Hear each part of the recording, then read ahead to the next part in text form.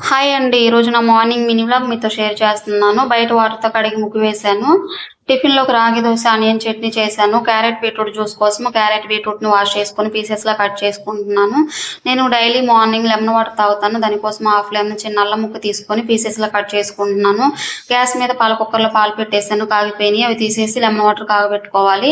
Lemon water ఎలా prepare చేస్తానంటే night 2 glasses water తీసుకొని అందులో ఒక స్పూన్ జీలకర్ర, ఒక స్పూన్ మెంతులు యాడ్ చేసి నైట్ నానబెట్టేస్తాను. మార్నింగ్ ఆ వాటర్‌లో హాఫ్ లెమన్, చిన్న అల్లం ముక్క తీసుకొని పీసెస్‌లా కట్ చేసుకొని యాడ్ చేసి కాగబెట్టేసి కాగిన తర్వాత స్ట్రెయిన్ చేసుకొని తాగేస్తాను. తేనె ఉంటే తేనె కూడా యాడ్ చేసుకోవచ్చు. హెల్త్‌కి చాలా మంచిది. ట్రై చేయండి.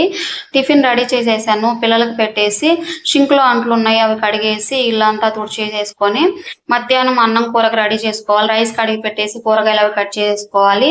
క్యారెట్, బీట్రూట్ జ్యూస్ డైలీ తాగను కానీ 3 డేస్‌కి ఒకసారి అలా తాగుతాననమాట. పిల్లలకు కూడా తాగిపిస్తాను.